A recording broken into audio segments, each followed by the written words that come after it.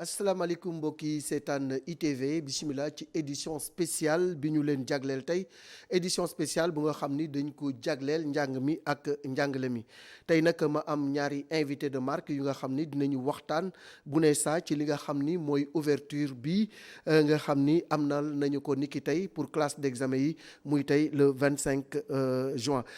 tey maa ngi ak Cheikh Mbow directeur exécutif bu COSYDEP ci suma càmmoñ Cheikh ñi ngi lay nuyu di am te dalal la pour waxtaane njàng meek njàngale mi. ñoo ngi leen di fay sëñ Malick di rafetlu invitation bi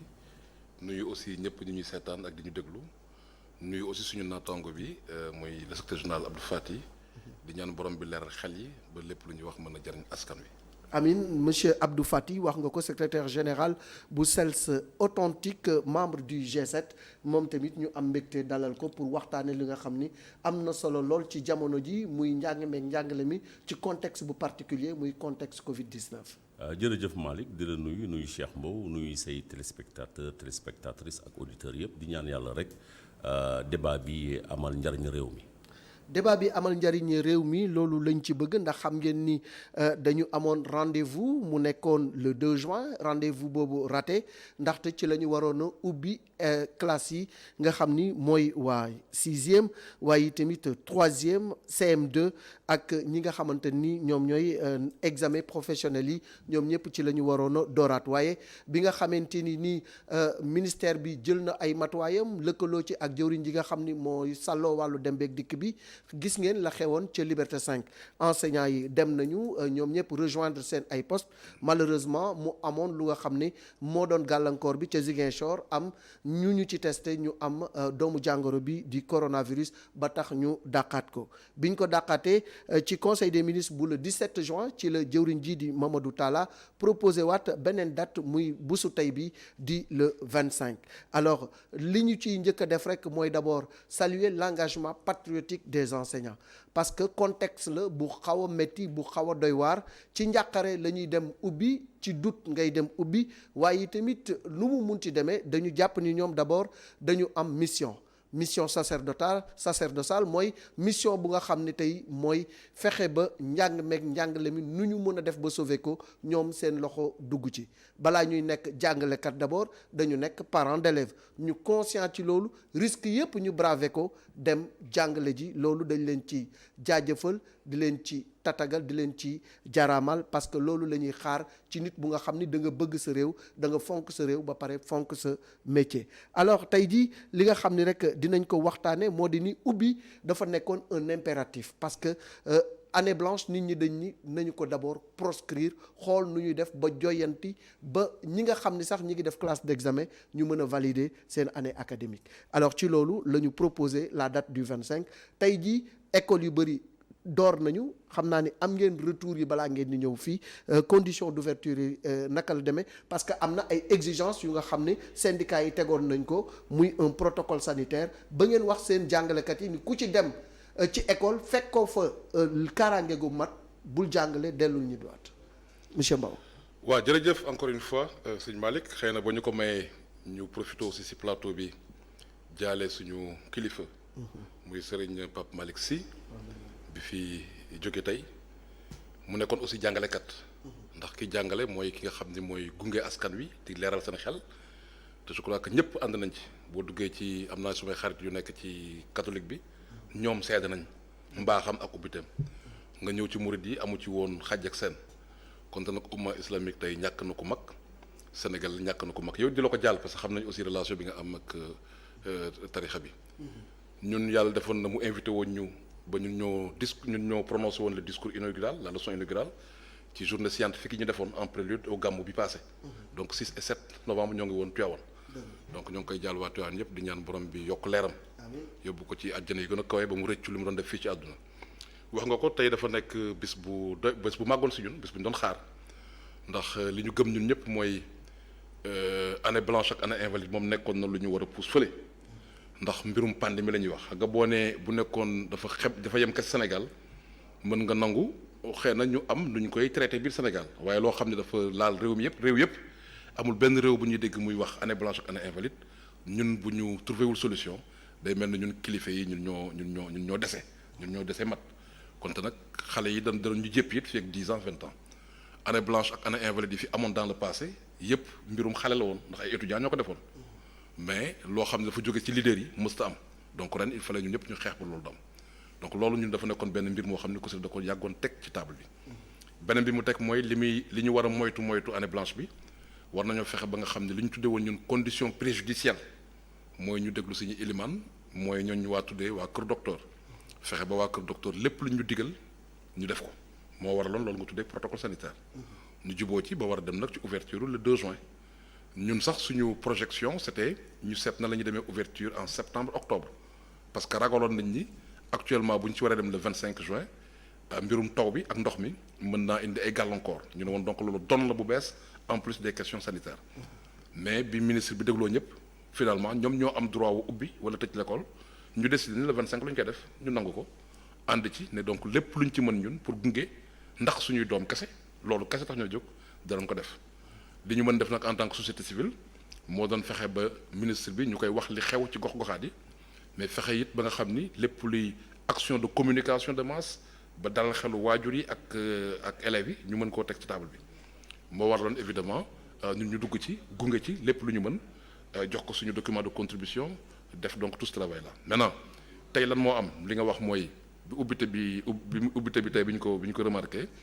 li ñu gis mooy am na ay points positifs parce que booy comparer li xewoon 2 juin ak tey 25 juin gis nañ ni li taxoon 2 juin amul nee nga sax enseignants yi am Covid la ñun jàpp nañ ni ëppoon na loolu. c'est parce que en réalité protocole bi sax matagu woon ni mu waree. ensuite amoon na pression bu jóge ci privé bi dal ci kaw gouvernement bi moo tax ñu dellu gannaaw ñun loolu la ñu gëm. jusqu'à preuve du contraire. maintenant bi ñu demee nag ba nga xam ni jóge nañ ci 2 juin bi gis nañ tey bi suñu antenne yi demee ci terrain bi gis nañ ni évidemment am na évolution donc parce que matériel bi nga xam ni muy gel masque thermoflash gis nañ ni évidemment am na ci yokkute goo xam ne dal na xel donc yooyu c'est des points positifs yi tax ñu war cee sant aussi nguur gi parce que ne woon nañ leen li nga xam ne dafay dépendre ci nit waxuñu ci Covid mooy jënd matériel bi ba logistique bi mat dañ ko war a matale. te tey terrain bi ñu dem jusqu'à présent fii ak suba xëy na yeneen information dana gën a ñëw gis nañ ne ci matériel bi am na góorgóorlu boo xam ne war nañ ko nangu. beneen point bi nga xam ne positif na aussi mooy bi ñu demee ñun ci terrain bi gis nañ jàngalekat yi ñëw wax nga ko donc jàngalekat yi ay jàmbaar lañ ay soldats lañ. wane nañ ko ci bis bi ñu leen yóbboo wane nañ ko ci ni ñu toogee fi ñu leen yóbbu sans ñu jox leen date ñu toog di xaar continuer di xaar wane nañ ko tey it jàngalekat yépp fa nekk ci biir classe yi nekk ci biir école bi kon loolu aussi point positif la élèves yi aussi gis nañ ni y a une forte mobilisation des élèves man classe yi ma jot a dem gis naa ni évidemment élèves yi ñoo ngi fa woon donc yooyu c'est des points positifs yi nga xam ni il faut aussi Sénégal bu ñuy waxtaan li positif ñu koy wax en toute objectivité maintenant nag am na ay points yoo xam nag c'est moins positif yoo xam ni yu négatif la mais nekkul lu ñu bett parce que ñun waxoon nañu ko ndax boo jëlee sud-est bi muy Casamance muy Kédougou zone yi nga xam ne tey am na taw yépp gis nga ni ay bëri na ay classe ak ay écoles yu ñu tëj ndax soit xale yi mënuñu génn seen kër boo jëlee lu mel ni Kolda mu commencé taw tey 6 heures du matin ba 9h30 mënuñoo dem jàngi parce que yoon bi mënuñu faa jaar wala boog bu ñu ñëwee fekk nañ seen école inondée kon nag problème mu taw bi ñu waxoon ni c'est une donne boo xam ne waruñu ko négliger tey feeñ na ci donc te loolu day indi problème équité parce que ñii ñoo ngi jàng ñii jànguñu il faut évidemment ñu seet nan la ñuy saafara donc ça c'est un point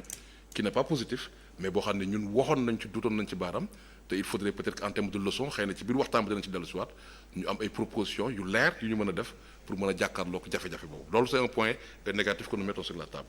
beneen point bi nga xam ne aussi jàpp nañ ni évidemment war nañ koo teg ci table bi te positiful trop aussi mooy loolu ñu mën a tuddee comment on appelle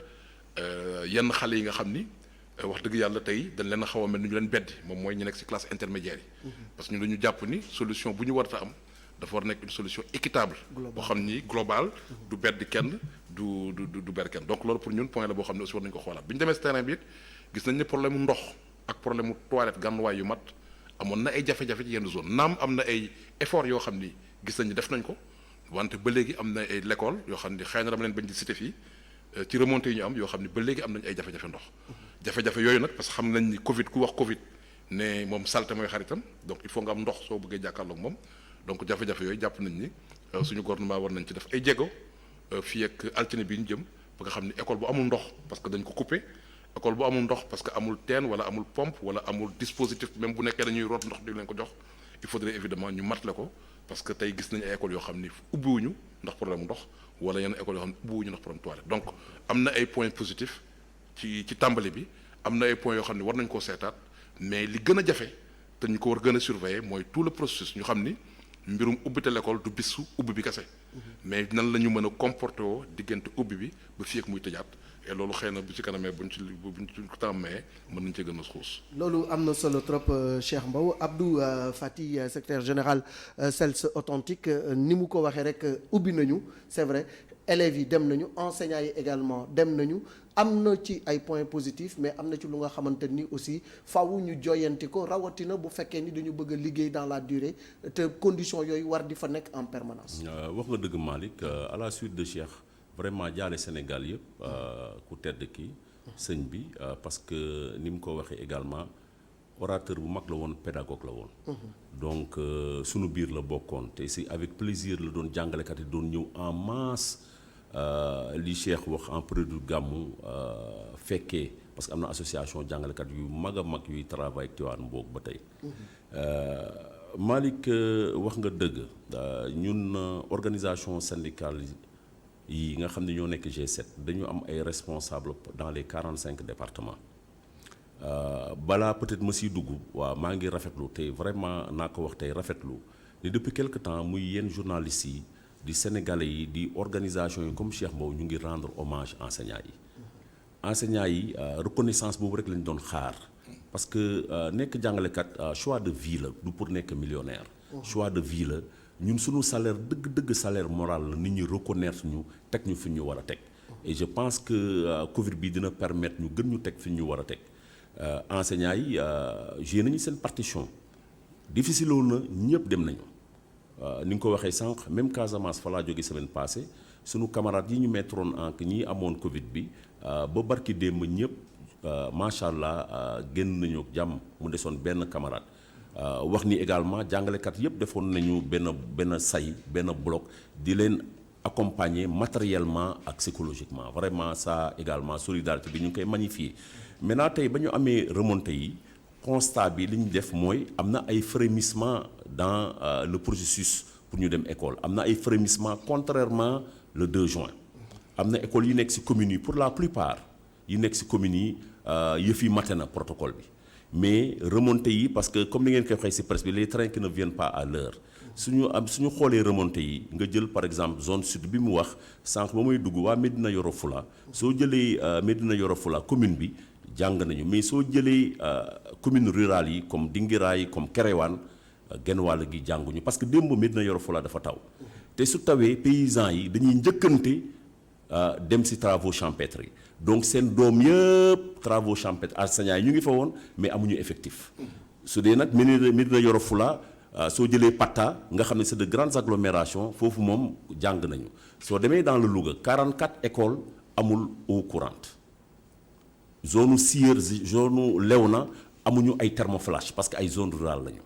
amuñu thermoflash jàngalekat yi nag dañu leen wax comme ni ñu leen waxee woon nañu toog parce que protocole bi émanation bi dafa scientifique xam nga médecins yi professeurs yi ñu ko bind dafa scientifique donc amul à peu près amul ñab-ñabal lu si manqué rek moom la ñuy wax bu kenn jël risque def ko zone donc zone rurale Louga bi problème yaa ngi fa sama zone bi en Casamance ñu si bari tey 6 heures du matin la commencé taw ba Bignona ba aussi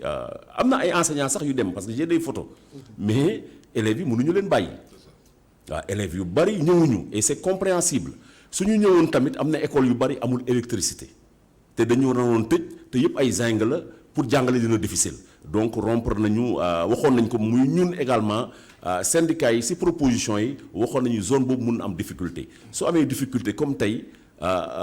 dañuy rompre chaîne bi dañuy rompre équité bi donc ñun li ñuy proposer rek mooy ñu xool benn protocole pédagogique boo xam ni peut-être dañuy def ay renforcement su amee clémence parce que zone yooyu mun na tegale sax ñetti fan di taw su tegalee ñetti fan di taw ñëpp di jàng ñoom jànguñu problème également beneen problème a ngi fi donc war nañu réfléchir dès à présent xool naka la ñuy def pour teg benn protocole pédagogique boo xam ne dina permettre ay renforcement wala ay rattrapage donc contrainte yi environnement bi la classe yi jagul day taw lu bari amuñu dispositif boo xam ne day permettre ñu jàng dans ces conditions te loolu warul nekk contrainte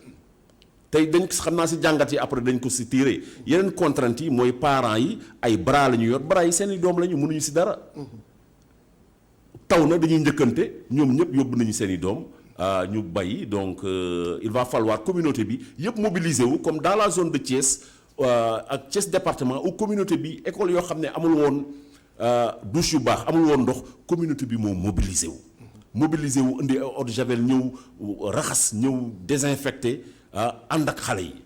suñ ko defee dina tane mais la problématique des zones sud la problématique des zones yoo xam ni également classes yi baaxul problématique baa ngi fi te suñ si jógul également dina gën a déséquilibrer équité bi classe intermédiaire yi jànguñu xale yi nekk dans la zone sud ak sud-est jànguñu également. loolu yaakaar naa ni jafe-jafe la bu nga xam ni faaw ñu wut ci saafara parce que bu fekkee ni dañu taxawal calendrier examen ni CFE entrée en 6e le 20 août lay doon BFM le 14 septembre session de remplacement BFM bi defe naa le 15 août lañ ko jàpp bu dee bac anticipé philo ñu ngi ko jàpp le 12 août am na sax ñuy wax ne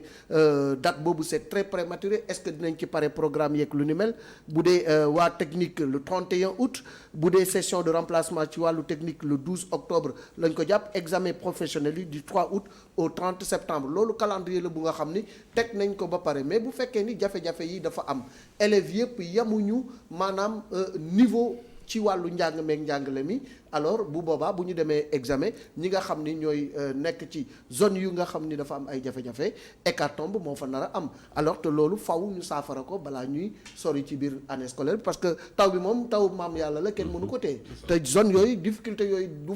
du fa jóg fa lay nekk à la kulialine et puis aussi yenn écoles yi amul ay toilettes comme ni nga ko waxee dans la zone de Louga ça c'est inadmissible ci 21e siècle ñuy nekk ci école yu nga xam ni ay gaanuwaayukaay wala fu xale yi suturloo amu fa. waaw Malick xam nga même équité yooyu inéquité bi nga wax ci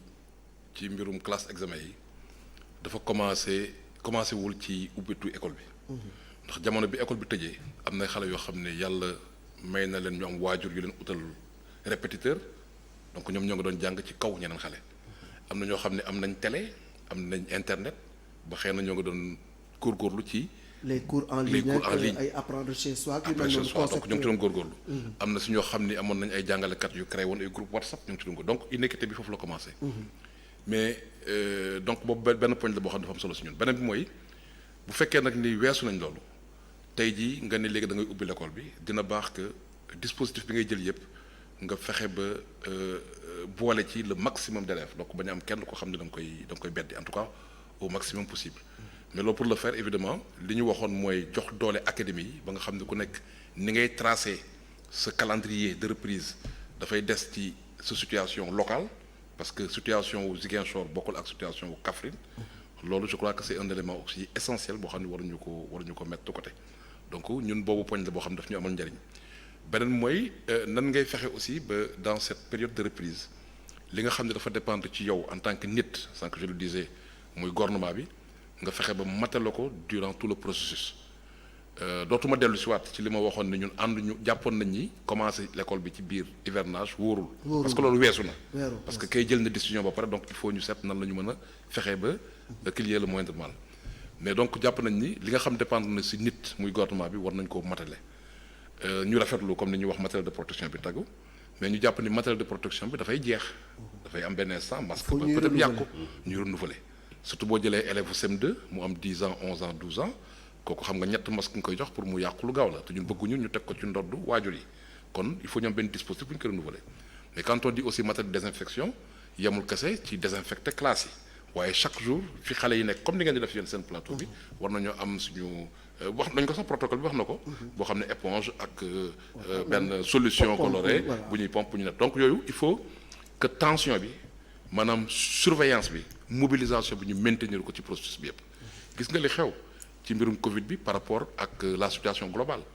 jamono bi nga xam ne policiers yi ak kilifa yi teg nañ ci seen bakkan jamono jooju ñëpp nga doon góorgóorlu ci di respecter gestes barrières yi mais bi ñu amee relâchement donc faut pas aussi que mu am relâchement ci biir l'école bi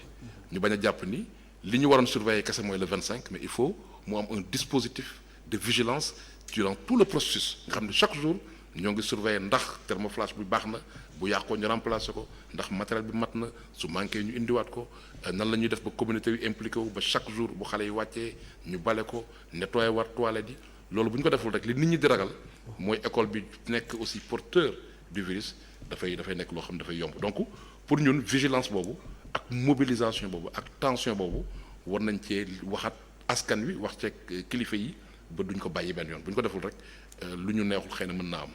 te ñun organisation société civile lañ donc li ñuy gën a yitteel mooy li ñëwagul li ñu war a dut baaram loolu la ñu bëgg a fàttali loolu nag pour réussir ko il suffit nga am ay kilifa yoo xam ni dañu nekk dans une bonne perspective d'écoute nga jàpp ni kuy wax kuy indi jafe-jafe rek sa xarit la ndax kooku moo lay wan yoon bi nga war a jaar ba doo juum ki nga xam ne da lay tàccu chaque fois ne la non kii kooku du sa xarit ñun noonu la ñu gëm noonu sax la ñuy fonctionner ci biir COSYDEP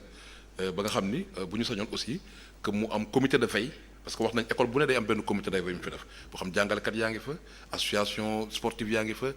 ñëpp a ngi fa mais ñooñu il faut pas aussi ñu jàpp ni comité de veille bi c'était juste pour ubbi école bi il faut chaque jour ñu réunir di def le point di def la situation di ko yëgal kilifa yi tamit di leen pousse pour ñu ñeme leen wax jafe-jafe yi am loolu mooy waral ñuy mën di corriger saa su ne donc nañ di corriger processus la di fexe ba école yi amul ndox ñu ne war nañ koo xam balaa weekend bi régler ko école yi seen toilette baaxul yi nga xam ni dafay dépendre ci nguur gi mu mottali ko li nga xam ne askan bee ko war a def mu nekk ci donc bu ñu bàyyiwul tension boobu continuer di mobiliser wu vigilant boobaa dara duñu bett mais bu ñu defee comme ni ñu def au plan global jékki-jékki def relâchement total boobaa école moom ñëpp xam nañ ni société la en miniature et donc bu fa jafe-jafe duggee rek pour mu tas ci askan bi day yomb pour mu tas ci askan bi day yomb beneen bi ci des EG mooy ñi ngi jëm ci examen te examen boo ciy dem dafa laaj sa programme yépp nga jeexal ko wala boog li ci ëpp ngeen maîtriser ko xale yi toog nañu daanaka 2 ba 3 weer jànguñu la reprise pédagogique naka lañ leen war a jàngalee naka la jàngalekat yi war a taxawee ba programme bi nga xam ni moom la ñu am pour dem ci examen xale yi bu ñuy dem examen fekk daanaka am nañu le maximum d'outils pour mën a def face aux examens. wax nga dëgg loolu lu si am solo la. lu si am solo la c'est tellement vrai que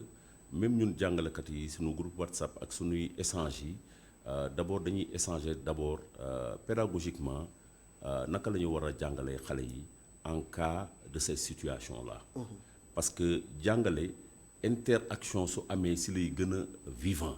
interaction mooy jàngale. mais léegi am nañu ay xarala ay pédagogie ay méthodes yu bees yoo xam ne mun nañu pousser xale yi ñuy jàngandoo seen biir pousser xale yi ñoom ñu construire seen savoir kooku jàngalekat yu bari dañ si xar seen tànku tubéy dans un premier temps dans un deuxième temps également ñun ñëpp war nañu xam contexte bi ñu nekk contexte bi du Sénégal kese contexte bi adduna bi yëpp la adduna bi yëpp moo subir de plein fouet yëf yi normalité moom amatul. dañuy xool entre le pire et le moindre mal ñu def le moindre mal si moindre mal lañu nekkee moo tax te rafet nañ si njort et dinañu foog ne nañuy également Cheikh wax na ko sànq ministère éducation dafa war a gën a góorgóorlu si dëggal partenariat bi pour ñu xool ñun ñëpp pédagogue yëpp ñu xool si lan la ñuy évaluer xale yi parce que également démb doon naa dégg Cheikh di ko wax mënuñuy évaluer xale yi si li ñu gisul dañuy évaluer xale yi si li ñu gis ba pare gën a viser également ci évaluation bi susciter ay compétences gën a fexe xale yi mun a di construire loo xam ne ñoom mën nañu dem jëli connaissance bi mais léegi suñu approche sax dafa changé léegi ñun approche par les compétences la ñuy def nekkatul léegi savoir encyclopédique jàngale boo xam ni benn magistère mooy taxaw di wax xale yi nii mais ñun sax xam nañu ni xale yu si bari soo deful ndànk sax des fois dañ lay coller classe dañuy dem Google xam lu bari ñëw denc ko des fois soo préparé wul ñu kale la donc ñun du ñuy insulter seen intelligence xale yi ñun dañuy fexe rek ba titiller seen génie propre yi adapté ko si jàngale wu bees yi mooy fexe ba compétence de base yi ñu am ko pour mën a jànkonteeg ay enseignement supérieur wala jànkonteeg seconde wala jànkonteeg CM2 mais incha allah pédagogue yëpp dañ si toog pour xool naka la ñuy évaluer xale yi parce que am na solo gis nga problème évaluation muy ñun di waa COSYDEP yàgg nañ ko kaas fii si dëkk bi ni dañu war a toog ñu xool ñun suñu évaluation yi parce que suñu évaluation yi des fois day am ay dysfonctionnement des fois li ñuy jàngal xale yi daaw amoon na fi ak li ñu leen di administrer BFM wala baccalauréat des fois yàlla ak yàlla yi donc war nañu évaluer sax suñu système d'évaluation bi moo tax it xam naa dinañu permettre parce que tey dañuy réajuster wu évaluation yi passé ak ni ñu ko doon defee day changer radicalement li ñu jàng xëy na bariwul ak xool yan paradigme yan la ñuy interroger pour que xale bi soit suffisamment armé pour faire face à classe supérieure bi mu war a jànkoonteel déwén. donc approche pédagogique bu nga xam ni dañ koy contextualiser ci Covid bi dafa jot enseignants yi xalaat ci te yaakaar naa ne xalaat nañ ci bu yàgg. waaw c'est que Covid moom fi mu ñu woo ñu xalaat dafa bëri de. waaw bëri na moom war nañoo xoolaat suñu li ñuy wax li ngeen di wax xoolaat suñu toogwaay. war nañ ko def xoolaat lu bëri parce que Covid nee nañu ndekete seen environnement des apprentissages war ngeen ko gën a xool. ndax tey bu fekkoon ni suñu école amoon na ay toilettes ci temps normal suñu école classe ca feesul ci temps normal. que suñu école am na ndox ci temps normal que suñu école amul ay abri provisoire ci même sans Covid ci suñu école du bëri grève ci temps normal kon boobaa lii bu ñu bettee du mettee nii de école yi ci dëkk yi ci gën a génn mooy ñi nga xam ni seen environnement tontu woon na déjà li nga xam ne moom la Covid di bañ mais ñun année bi commencé woon na ci ay grève bu am woon grève kon xëy na waxtu yi nga soxla pour mën cee mottali du toll nii école bi bëri na ci ay classes yoo xam ne abri provisoire lañ donc tey da nga obligé ne nan laay mën a fexe ba éliminer abri provisoire ñu jàng ci yenn classe donc zone yi nga xam ni 100% abri provisoire am nañ jafe-jafe suñu système d'assainissement mayu la nga jàng ni nga ko bëggee ci biir hivernage ñëpp a ngi naan war nañoo jàng di liggéey ci biir hivernage ci biir taw mais entre wax ko c'est le principe ak jëf ko xam nga lu wute la. yow mii tey bu dëkk bi amee nu mu tawee rek Ndakaaru Njaay wax ma sax àll bi. pour que jóge fi nga dëkk ñëw ITV rek mën naa jël ay waxtu yu bëri de. mbaa ma bañ a ñëw wala sax nga bay ñëw. waaw donc keneen ki déjà am na jafe-jafe pour egg fi muy liggéeyee keneen ki bu eggsee fi mu liggéeyee fekk na ndox maa ba fees donc mënul dugg. donc Covid bi fàttali nañu ni suñu bopp que donc buñ ci génnee war nañoo góorgóorlu ba accélérer lépp lu ñu doon def ba suñu environnement mën a pare ba lu ko bettul ne mu mën a am une réponse lu ñuy wax résilience donc benn la ci njàngat bi mais Covid bi aussi fàttali nañu li ñu yàgg di théoriser mooy enseignement à distance. Sénégal xam nga commencé woon na ci dugg commencé UVS yi ak université mais tey jii bi ñu nee apprendre à la maison nekkul loo xam ni mën naa jàppandi pour ñëpp de parce que évidemment tàmmuñu ko xamuñu apprendre à la maison en réalité am na ay doomu ñenn ñu am barke ñoo xam ne mën nañ ko mais ñi ëpp si ñun xamuñu ko ensuite conditions yi sax matewu ko donc ça veut dire Covid bi nee nañu war nañoo fexe ba góorgóorlu ci électrification wu Sénégal war nañoo fexe ba affaire internet bi nga xam ne xale yi mën nañ ci lu ne ñu gën koo mën a tas ba mu gën a yomb ba ku nekk mën cee dugg ba nga xam ne enseignement à distance dana gën a mën a nekk une réalité donc Covid lim ñu fàttali Malick bëri na loolu. léegi nag ñun est-ce que en tant que nit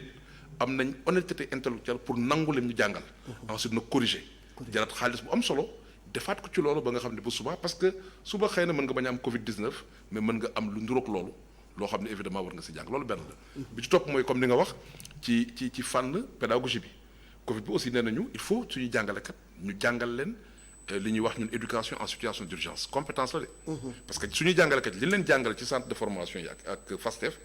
du situation yi. ñoo ngi leen jàngal bu dee situation classique normale et cetera normal dara xewul jàmm rek. alors que man def naa ci benn module avec UNESCO. mais je te jure boo ci duggee da ngay xam ni yeneen compétence lay laaj. donc nan la ñu mën a am benn dispositif de formation continuée en rapport avec les IEF les IA profité ci Covid bi pour que justement suñuy xam nga tey dëkk yi nga xam ne dañoo tàmm di dund crise ñoom ñoo njëkk a trouver solution. Mali Burkina ñi nga xam touristes yi terroristes yi laaloon na leen. dëkk yi nga xam ne ñoo gën a am crise pour trouver solution parce que yàgg nañoo. defalante jànkonte ak jafe-jafe donc il faudrait que tey ñu jàngat ci loolu ci nan la ñuy former suñuy jàngalekat ci fànn boobu yokk seen xam-xam nan la ñuy gungee suñuy doom ba ñu mën def situation d'urgence mais nan lay gouvernement bi aussi di fexe ba environnement des apprentissages mën a attan jafe-jafe bu ñëw nga xam bu jafe-jafe ñëwee mën nañoo bett ci saa si. waaye bu ñu dawalee tuuti war nañ ko mën a indi tontu parce que suñu environnement approprié donc bëri na véritablement lu ñu ci war a jàng moo tax ñun li ñu woote mooy ñoo ngi koy ñaan suñu ministre Talla ne ko je sais que moo ngi concentré wu ci nan la ñuy def ba école bi mën a def examen mais dana baax mu am rapidement un dispositif boo xam ni dañuy def une analyse des impacts très rapidement balaa école di ubbiwaat en septembre mu dajale kilifa yi nga xam nekk nañ fi ñi leader yi nekk ci éducation yëpp ñu waxtaan ci lan mooy jafe-jafe yi lan mooy impact yi yan mooy leçons yi ñu ci war a tirer ak lan la ñu war a corriger. ensuite nag gouvernement bi nag jéem a jël résolution que ni kat am na ay secteurs ñu tuddee surtout acteurs yi nga xam ne ay fonctionnaires lañ muy waa santé muy waa éducation muy waa force de sécurité war nañoo am beneen relation bu ñu am ak ñoom parce que bu Sénégal jaaxle bu ñëpp soxlaa ñooy ñi nga xam ne par force danañ ñëw taxaw parce que c'est des agents de l'État. Donc pour man il faudrait ñu xoolaat aussi. nan la ñuy traiter la fonction. tout à fait alors ñi ngi ko doon wax léegi impact Covid bi en milieu scolaire kenn werante wu ko alors am na fonds bu nga xam ni moom la ñu jagleel Covid 19 bi muy fonds Covid 19 ñu seet secteur bu nekk lan lañ la ci jagleel njàng meeg njàngale mi nan lañ leen ci jagleel ak naka ngeen gisee part bi nga xam ni jox nañ leen ko yéen. waaw ñun part bi pour wax dëgg rek def nañu ay vidéoconférence yu bari mais mosuñu si wax dara. waaw 1000 milliards yi ñuy dégg wax dëgg yàlla ñun mosuñu ñu wax ni part bii lañ si nakkal éducation nationale. Éducation nationale je pense si fonds propre am la jël pour avancer matériel bi nekk si protocole sanitaire bi communes yeeg conseils yeeg ñoom ñoo ko si jàppale ñoo ko si complété mais concrètement en terme xaalis bi ñuy jël si biir Covid bi fonds bi gisuñu ko mais su doon génne woon nañ si sama xarit Cheikh boobu da koy wax 1% si part boobu rek école sax mun nañu commencer dès à présent à régler suñu problème yi ñu am problème environnement waaw 1 millier moo gën a tuutati. waaw 1 millier si fond bi rek. 1 millier. 1 million bu ñu leen ko joxoon bu ñu ko jaglewoon njàng meeg njàngale mi lépp mënoon nañu sax au moins régler loo xam ni mooy intendance yi. intendance yi mooy fi ñuy jàngee loo xam ni mënut a bañ a ñàkk mooy classe bu jag clôture bu jag toilette yu jag. ak tuuti électricité wala solaire bàyyi école mbaar. suñ ko si jagle woon sax mais malheureusement dégguma ko fenn de ak ministre xëy na moom rencontré na ñoom Cheikh Mbow xëy na mu wax leen ko mais ñun rencontre ñu am yëpp. milliards yi ngay dégg est-ce que yéen dégg ngeen ci dara milliards yi au contraire ñun ma rappelé ko fii jàngalekat yi dañuy cotiser ñun 17 millions ñëw joxe ko si fond bi. bu nekk seen waaw ñun amuñu woon loolu nag ñun 500000 la ñu am. teg ko ci fond Covid bi. mais xeebuñu ko parce que pour ñun li ëpp solo. c'était moins sax xaalis bi ngay def que détermination engagement pour gunge ensuite tout ce qui est communication. mais li ñuy wax ñun ci fonds Covid bi dañ ne war nañoo liggéey surtout ci transparence am ba ñu xam Covid bi nan lañ ko distribuer loolu am na solo même fonds bi nga xam ni accompagné na njàng beeg njàngale war nañoo xam nan la accompagner njàng beeg njàngale bi li ci topp mooy ñun gis nañ évidemment que éducation centruñ ko ci fonds Covid bi. moo tax ma doon laajte au moins 1 millième du fonds xam nga 1000 milliards la ñu wax. boo jëlee 1 millième mooy ñaata 1 milliard war na mën a régler question logistique mooy ay thermoflash ak yooyu war na ko mën a régler pour toutes les écoles notamment les écoles publiques. donc loolu pour ñun wax dëgg yàlla éducation da see xaw a amu ci daal li mu ci war a am ci fonds bi. fi ñu ko njëkk a waxee sax mooy problème mu recherche parce que ñëpp xam nañ ni mbirum Covid dafa war a yóbbu suñu scientifique yi ñu gën a gëstu. parce que am na ko naan def naa président moo naan nouvel ordre mondial donc war nañoo seet nan la ñu taxawaatee parce que suba kiy trouver vaccin bi wala indi faj bi xam nga kooku bokk na si ñuy diriger le monde. donc ñun war nañu am sax un pourcentage qui soit réservé à la recherche. ensuite moom un pourcentage bu war a accompagner nag la reprise mais li ñu gis mooy yéen la ñu jox waa presse bi. dégg naa si ñan genn wàlla si yéen dañoo gedd mais pour ñun li ñu jox presse bi. privé bi 1 milliard. ñoom tam dafa mel ni. ñan noonu école privée yi non ñoom seen subvention la. xam nga ñoom dañu am subvention yi nga xam dañ koy jot ci nguur gi par année. ñun sax foofu sax mer nañ fi privé yi nee na leen débat wu subvention du woon débat bu ñu war a indi ci situation de Covid. parce que Covid moom comme ni nga defee ci biir ceeb bi nga ne da nga koy jël jox ko askan bi gën a soxla. xam nga dañ ne woon les plus démunis la ñu war a jox ceeb bi ndimbal bi pour ñun aussi xaalis bu war a gungee école bi ci période Covid dafa war a dem ci école yi gën a. pauvres yi gën a vulnérable te école yi gën a vulnérable mooy école publique yi mais ñoom seeni subvention yi nga xam dañ ko doon am de manière classique qu'il y ait Covid ou pas nguur da leen ko war a jox nan la leen nguur di yeddee di leen conseiller encadré ba ñu régler seen problème jàngalekat loolu nguur moo ko war a régler mais jàpp nañ ni éducation de manière générale centrul boppam ci biir distribution bi ñun ñëpp gisoon nañ clé de répartition bu président de la République mais am ci éducation gis nañ presse bi gis nañ touristes yi gis nañ chauffeurs yi gis nañ et cetera au contraire éducation sax dafay xaw a mel ni ku gaañu parce que bëri na ci école yoo xam ne tey kenn désinfecté wu ko wala am nañ jafe-jafe pour ubbi ndax vivre yi ñoo ngi ci biir école bi. donc ñu fa stocké loolu dafay posé waat aussi benn problème parce que tey même bu ñuy wax condition de reprise protocole sanitaire rek yooyu yëpp c'est bon mais la condition de l'enseignant aussi war nañ ci gën a xalaat ci Covid bi ak situation bi mu toll enseignants yi bari na sacrifice yu ñu def pour dem jàngale ji mais dina am aussi sacrifice yeneen yu ñuy def bu nga xam ni sax li ñu waroon a am ci vacances duñu ko duñu ko am est-ce que loolu tey xalaat jotul ñu xool nu ñu leen di compenser wala nu ñu leen di jàppale ba sacrifice boobu ñu def sax ñu sentir seen bopp ci ni jàppale nañ leen. waaw xam nga jàng enseignants yi comme mooy sànq bi ma lay wax introduction ne la dafa indiwaat problème mu fonctionnaire fonction publique boobu moom la àdduna commencé di rey presque secteur yëpp dañu ko commencé di privatiser éducation santé te pourtant bi nga toogee ci Covid nekk ba jaaxle yow ki nga soxla pour mu génnee la ci nga woo ko moom mooy infirmier bi nga woo enseignant bi nga ne ko par force da ngay ñëw ngeen dajale liberté 5 ak situation yu métti na ko da ngay dem jàngale ji soldats yi nga ñoom ngay jël policiers yeeg gendarme yi teg leen ci tali bi ne leen régler leen couvre-feu bi donc il faut que suñu gouvernement yi ñu xoolaat rapport bi ñu war a am ak fonctionnaire tey dem nga ba nga xam ni mais askan bi ñu bëgg a nekk fonctionnaire bëriwul ah ñu si bëri dañ ciy jaar pour nekk leneen te bu njëkk nekk fonctionnaire moo doon nekk kilifa donc privilège la donc pour ñun fonction publique si boppam la ñu war a xool et particulièrement maintenant soo ko ramené ci éducation les enseignants mais enseignants yi li ñu soxla sànq mon ami SG moo ngi koy wax Fati mooy d'abord reconnaissance ak valorisation xoolal temps yi diabolisation bi doon am même stigmatisation bi am yenn saa yi bu ñuy wax ci enseignants yi ñiy grève la ñu bëgg dañoo bëgg xaalis ah boo ñëwee nga dem boo demee syndicat ñun la plateforme yëpp xaalis la waaw ñun la orange bi bon bi mooy orange enseignant donc comment faire pour que fonction publique particulièrement enseignant ñu revaloriser ko ba nga xam ni ñi dàq jàng si ñun ñi ëpp xam-xam si ñun dañuy xeex pour nekk jàngalekat mais ce n'est pas le cas aujourd'hui donc pour ñun loolu daf ñu koy laaj beneen mooy nan ngay respecter enseignant respecter ko il a dit ce n'est pas pour être milliardaire pour être millionnaire mais respecter ko mooy li nga ko yoreel au moins nga koy matal en termes d'avancement parce que kuy liggéey ku ne bëgg nga ni nga meloon daaw mais ren tane ko donc en termes d'avancement donc je crois que yooyu xëy na sax SG moo ciy gën a mën a xuus ko man mais dina am solo que ñu revaloriser fonction bi gën a respecter jàngalekat yi di respecter li nga xam ni ay engagement yu ñu jël ci ñoom parce que fu leen soxlaa dana mën taxaw wax nga ko tey ñoom ñoo ngi dem ci waxtu wi muy waxtu wu compliqué dans des conditions xëy na sax weer deewul boo xam doo xam ku ne nan la lijjante ba dem fa doo ko xam bu fa nekkee war na faa dundaat am na koo xam ne xëy na def nga ko fa ay weer yoo xam ne dafa obligé louer di fay parce que wax dëgg yàlla ceeb bi ngay jënd ci boutique bi ca Kolda wala ca Ziguinchor kenn du la ko may parce que enseignant nga boutique bi xàmmewul enseignant bi nga xam dafa sacrifié wu ak Malick Thiandoum bi nga xam ne yor na ko yoonam new ci donc yooyu yëpp c'est des situations yi nga xam ni si biir njàngat bi ñu war a def ci impact bi mooy nu ñu war a traiter suñuy fonctionnaire war nañ ko xoolaat ba nga xam dañu nekk à l'aise ba fu ñu leen woowee ak nun leen woolee ak situation bu nekk ñu mën a pare psychologiquement parce que jàngalekat kat mooy ki nga xam ne bu àndul ak xelam li nga soxla ci moom pour mu gunge xale yi dafay manquer donc il faudrait évidemment à notre avis que je crois que c'est une question importante que tu as posée boo xam ne war nañ ko gën a Malick question bu importante xam nga sànq wax na ko ñun des fois quand même syndicats yi am légitimité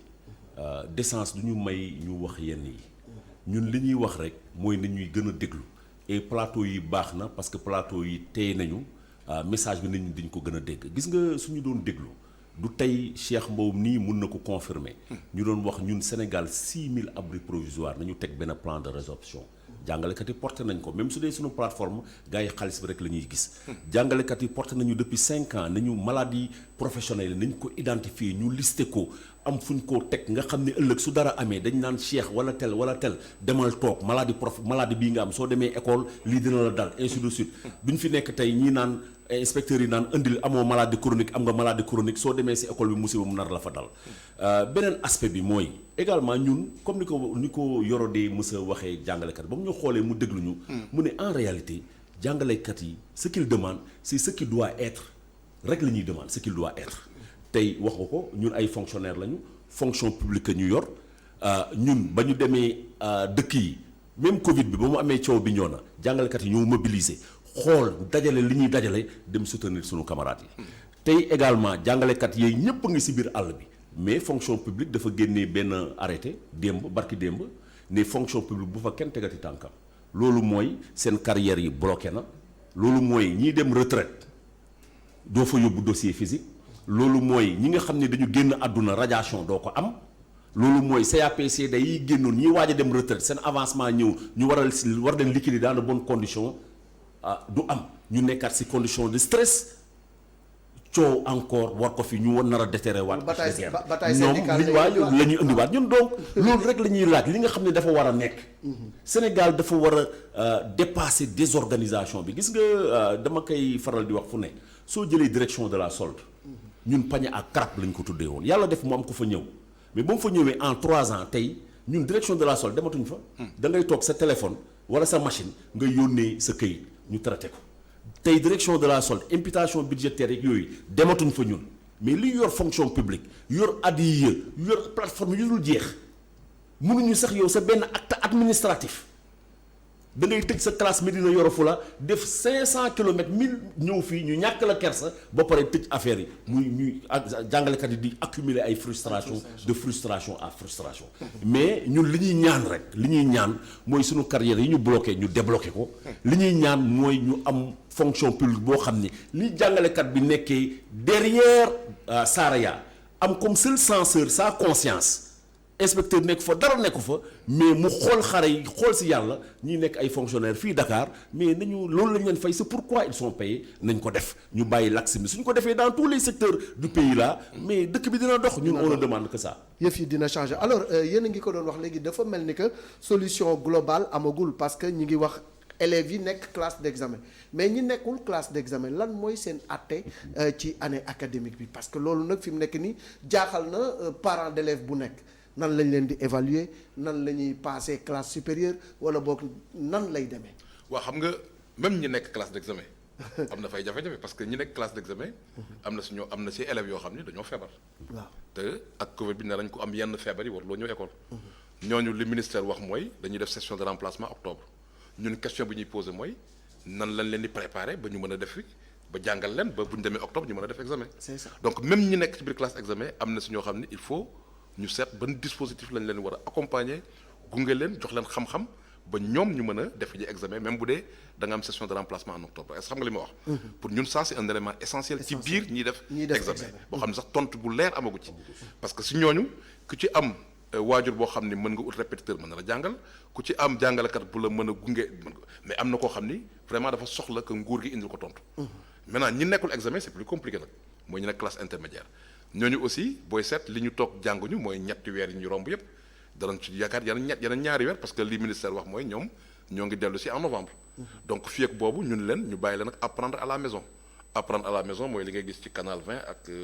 yenn initiative privée yi télévision yi. loolu baax na sax waaye gungewul ñëpp. donc te ñëpp xam nañu aussi njariñ bi am ci présentiel diggante jàngalekat bi ak élève am parce que am na xale yoo xam ne maanaam ñun ñëpp bokkuñu xam-xam bokkuñu xel da ngay téye bigam da ngay téye loxoom pour gunge ko donc nan la ñu mën a def ba am un dispositif pour ñu am na solo ñun li ñu proposé mooy puisque li am na ba pare parce que xam nga aussi doo fi nekk rek di ñaxtu kese quoi donc da ngay nekk une entre li may wax suma équipe il faut qu'on travaille dans une entrée par les solutions li ñu proposé mooy war nañu mën a jël au moins octobre novembre pour consacrer ko à ça ministère jàpp nañu novembre lay def ay consolidation ak renforcement ñun pour ñun octobre war na mën a commencer depuis octobre muy 2 mois yoo xam ni da nga ci mën a gungewaat nafaraat xel yi en te disant que dans tous les cas moom année bi nga nekk soit wax na ko du année bu normale du mat mais au moins da nga leen mën a indiwaat parce que boo ko deful rek décrochage ngay indi donc ñu nekk classe intermédiaire yi évidemment comme tu dis yitte la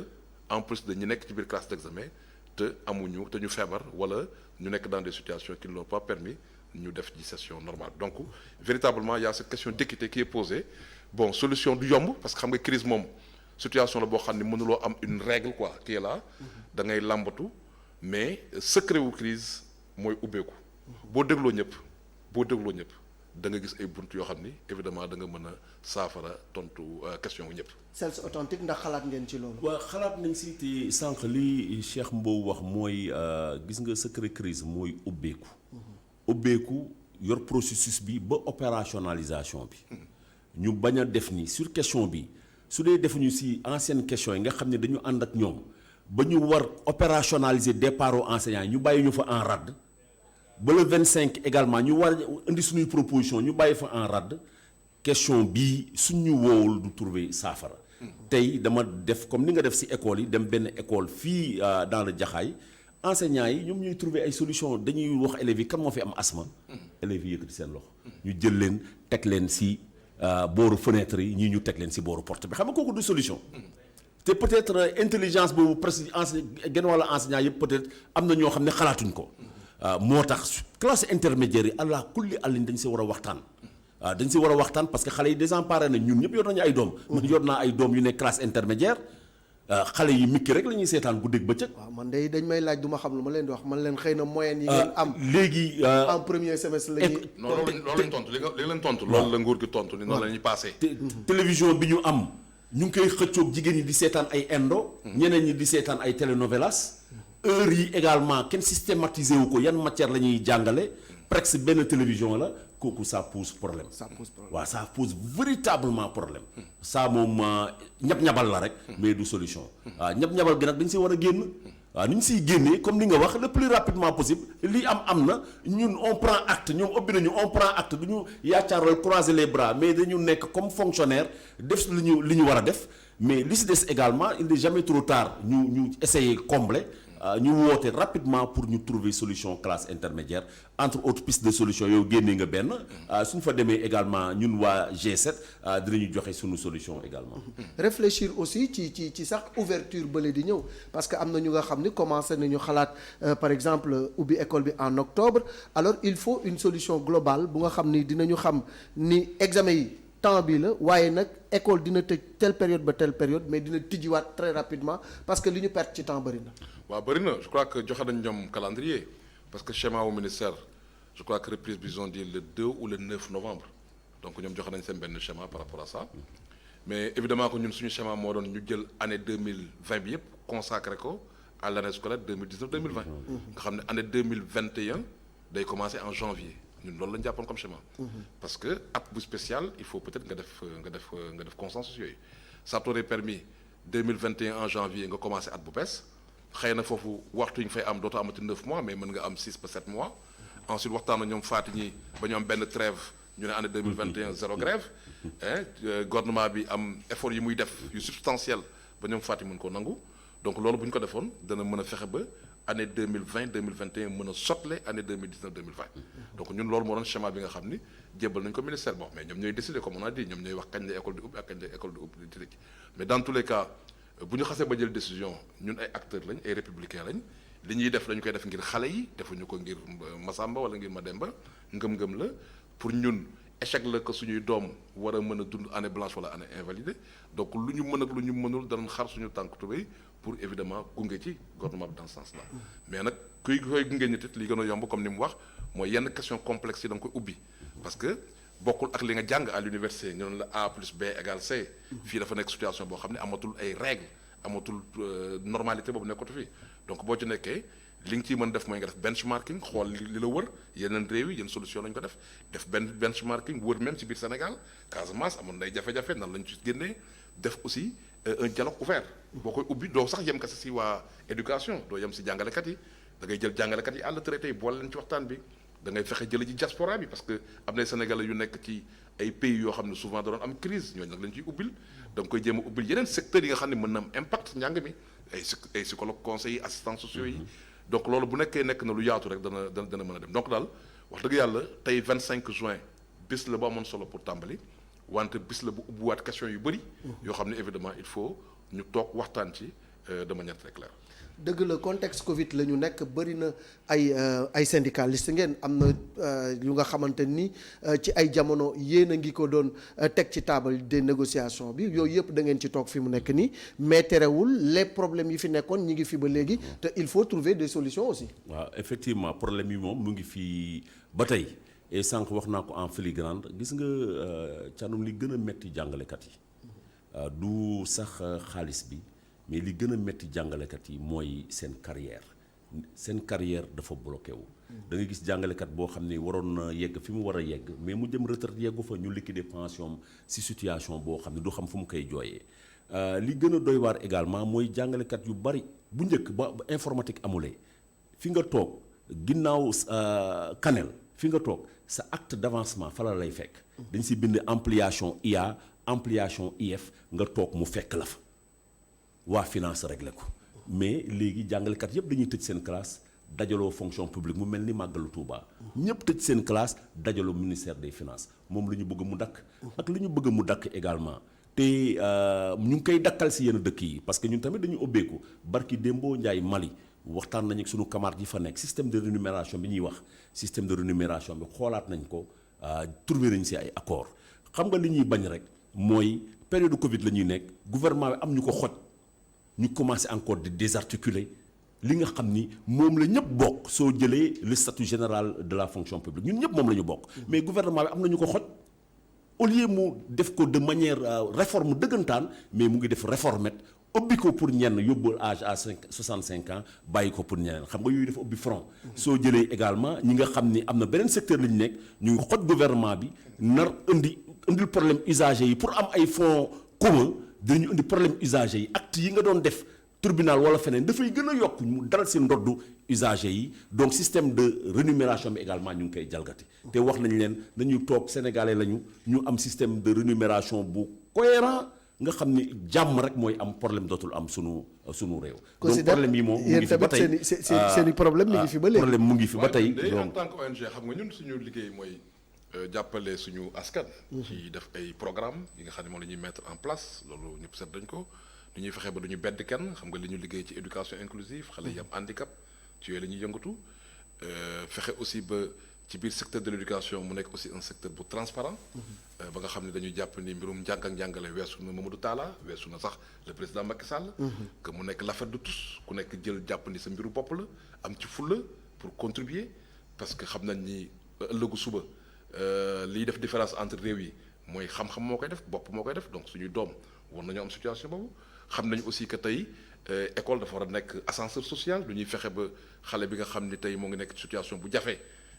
mu jaar ci école pour tekki tey bëri na ñoo xam ne bu doon l'école du ñu tekki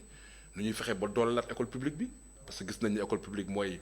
ñi gën a néew doole foofu la ñu nekk. donc il faut ñu may leen chance pour ñu avancer ci loolu la ñu nekk te duñ ci génn. maintenant li ñu jàpp nag mooy évidemment que loolu pour def ko soo ko jëlee jàngat ko ci biir Covid bi dana am yoo xam ni évidemment war nañ ko xool. bu njëkk bi mooy ci biir Covid bi gis nañ ni sànq wax nañ ko suñu environnement ni mu bindoo école bi ni mu bindoo il faut ñu nangu nag ni Covid bi kat yeddaat nañu. wan nañu ni war nañ ko xoolaat benn. suñuy jàngalekat en terme de motivation war nañ ko xoolaat li ñuy jàngalee mooy modernité wu système bi. ba éducation à distance ba yooyu yëpp ñu mën ko mën a def il faudrait évidemment ñu investir ci un peu plus mais boo xoolee Covid bi aussi occasion la pour. félicité ñu bëri parce que coolu mooy li muy metti am na fi ay góorgóorlu yoo xam ne nag ñun Sénégal yenn saa yi nag duñ di gis góorgóorlu yi boo jëlee waajur yi muy yow nekk nga jàngalekat sa kër wóor na mën à un moment alors que tu n'étais pas préparé à ça war ngaa yeewu def sa journal mais sa doom il faut que gunge ko ci jàng bi donc jàngalekat waajur yi effort yooyu ñu def il faut ñu reconnaître ko xale yi seen bopp def nañ ay effort yu am solo parce que waxtu wi ñun gis nañ ay xale yu bëri yoo xam ne ñoo ngi nekk ay classe d'examen mais benn yoon tëj ñu seen cahier bien que bëri na ay xale yu nekkoon ci mbedd mi kon te loolu ay effort la yoo xam ne war nañu ko reconnaître jàngalekat yi ñooñu moom pare nañ ci liñ ci war a mën a wax yëpp société organisation communautaire yi boo jëlee tey école yi bu setee ñu désinfecté ko nettoyé ko mais organisation de jeunes de femmes ASC ñoom ñoo ko def kon nag nañ jàpp ni mbirum école tey Covid bu wanaan nañu ni du mbiru kenn kese mbiru ñëpp la donc nañ ci gën di teg suñu loxo tey nag li am na mooy école bi ubbiwaat na le 25 juin nañu continuer garder suñu vigilance ba nga xam ne suñu doom duñ ci amee feebar ba wala bokk du ñu indi feebar ci kër ga mais vigilance boobu mooy respecter protocole bi jàpp ni protocole bi du la 25 kese mais chaque jour la gouvernement bi ñu laaj leen aussi ñuy gunge école yi di déglu askan bi parce que tey xam nga am na temps ñun bi Covid commencé dañoo xam nañu ubbi benn plateforme collaborative pour que ku nekk xalaat boo am nga mën ko faa poster mais tey booy seetaan seen télé yeeg rajo yi rek doy na sax pour nga am li xew ci askan bi di nga am feedback bu baax mais démb bi ñuy régler problème mu Seydou Nourou Tall ci rajo beeg télé bi la ñu ko déggee rek gouvernement bi mu réglé ji ko donc bu ñu amee dégg-dégg bu war am koo xam day def li ma ci doon la pêche aux questions loolu xam monsieur le ministre pêche aux questions day dem di wëri ji questions yi di ko lijjanti mais avec engagement loolu bu ñu koy def rek pour ñun évidemment que danañ gis fi amul ndox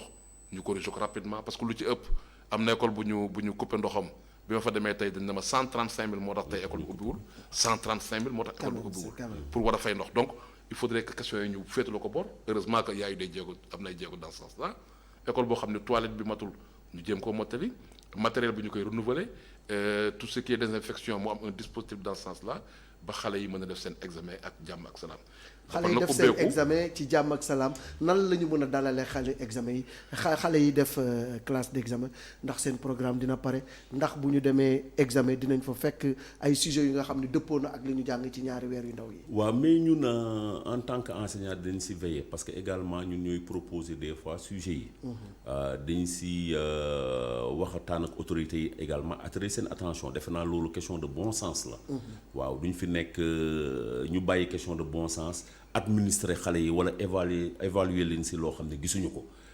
war a jël en compte ni année extraordinaire la ñu nekk benn année bu doy waar la ñu nekk ñu jël ko en compte yooyu yëpp suñ ko jëlee en compte ubbeeku waaw je pense que ñun ñëpp dinañ am benn consensus boo xam ni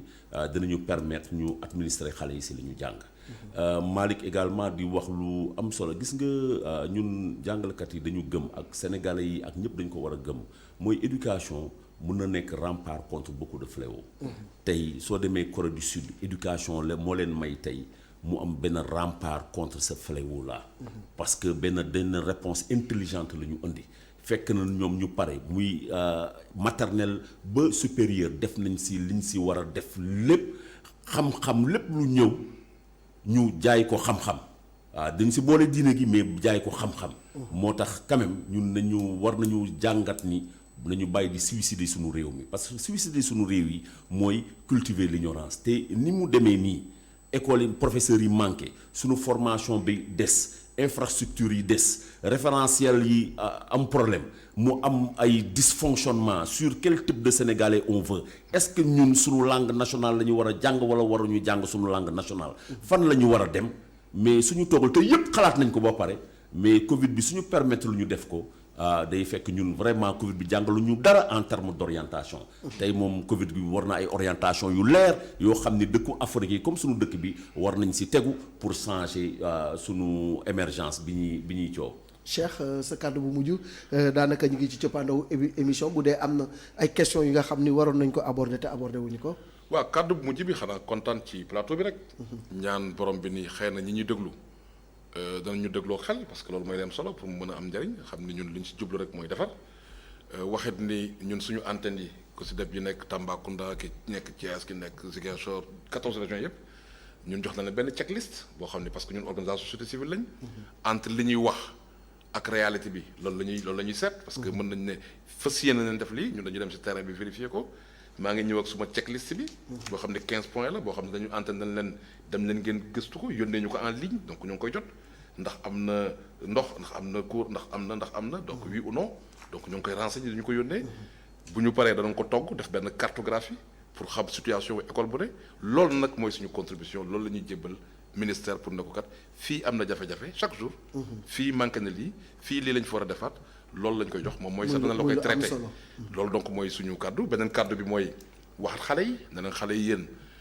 lenn rek moo war a nekk seen yitte chaque jour da ngeen war a jàpp ni suba mooy examen. parce que xale fi ñu koy xaaree mooy jàng mooy ut xam-xam ñun waajur ñoo war a dem kër yi lijjanti ko mais ñoom nañ jàng ut xam-xam donc ñoom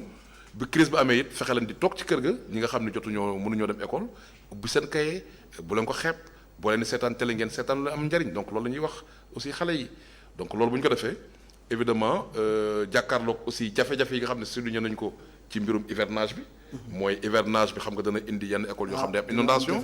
il faut ñu am ay plan B. plan B nag doo toog ba plan A yàqu nga doo ko créer. plan B da nga koy anticiper. nga jàpp ni fii bu amee ndox lii mooy suma alternative.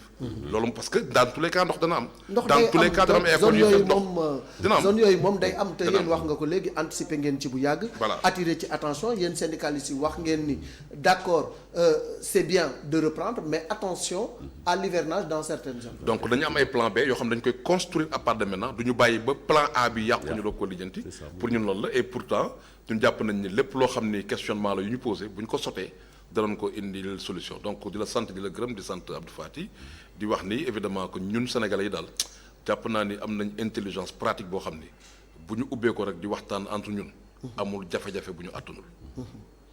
am nañu yaakaar ni année bi dina sauver wu. waaw comme ni ko Cheikh waxee rek suñu amee intelligence su ubbeeku bañ a boot di kenn di dem jusqu'au bout en définitive su leen neexee ñu jël décision. mais suñ ko defee dina mun nañ si am yaakaar di wax ni également ñi nga xam ne ay principaux acteurs lañu muy élèves yi di jàngalekat yi pour ñu jàngale dans de bonnes conditions ak fu ñu leen woo ñu wuyu il faut que ñuy dalal seen xel du forcément ñu jox leen xaalis. dalal seen xel mooy administrativement ñu nekk en règle nga xam ak lépp lu leen munti dal seen njaboot du ñu trinqué mais su dee administrativement nekk ñu en règle ñu ngi tendeefal seen i dossier du seen xel du dal seen njaboot la ñuy xalaat du production bi ñu war a def seen enseignement apprentissage yi duñ ko def ba pare di demander encore ni ngeen ko defee ak ñëpp ni ñu ko defee gouvernement bi dégg seen appel ñu gën a wekk enseignants yi gën leen respecter gën a également toppatoo seen situation administrative. jërëjëf ñi ngi jaajëfal vraiment enseignants yi ni ma ko waxoon ci njalbeen bi ndax seen engagement patriotique les syndicats d'enseignants aussi ci contribution yi nga xam ni indi nañ ko ak piste de réflexion yi les inspecteurs d'académie les directeurs d'école ñoom ñëpp réfléchir nañu ensemble pour proposer un nouveau calendrier pour xool nu ñuy def ba joyanti te ñoom ñëpp ci benn mbir rek la ñu tënku moo di ni année blanche moom xalaatuñu ko année invalide xalaatuñu ko impératif bi moo doon ñu redémarrer nañu am na ay difficultés yu nga xam ne noté nañ ko ça et là dinañ ko remonter à la tutelle mais c'est des difficultés yu nga xam ne dafa laaj solution rapide et immédiate te loolu état bi lañ ci interpellé kon nag yal nañu yàlla defal jàmm ñi nga xam ne ñooy enseignants yi ak élèves yi yal na leen yàlla sàmm ba ñu dem ba année scolaire bi jeex ba ñu dem examen ba kenn du ci am benn gàllankoor kenn du ci am benn feebar ni ñu ko waxee woon rek sànq ci njalbeen ñuy delluwaat di jaale toute la umma islamique rawatina le khalife général des Tidianes sëñ Babacar Sy Mansour xaritam porte-parole am confident am dem na ku nga xam ni enseignant la woon ci léppam maanaam ci comportement am ci waxam ak ci discours am saa yu nekk da nga ci doon jàng lu nekk mu jëloon jàngalekat jox ko place bu am solo kooku tey moom moo ñu dëddu muy Pape Malick Sy yàlla na ko yàlla ak yonent beeg sama turandoo Seydi Hadj Malick Sy teeru ñu ngi leen di sant di leen gërëm di leen wax ni ak E-Media nii rek la actualité bi dañu koy topp saa su nekk jaa ngeen jëf.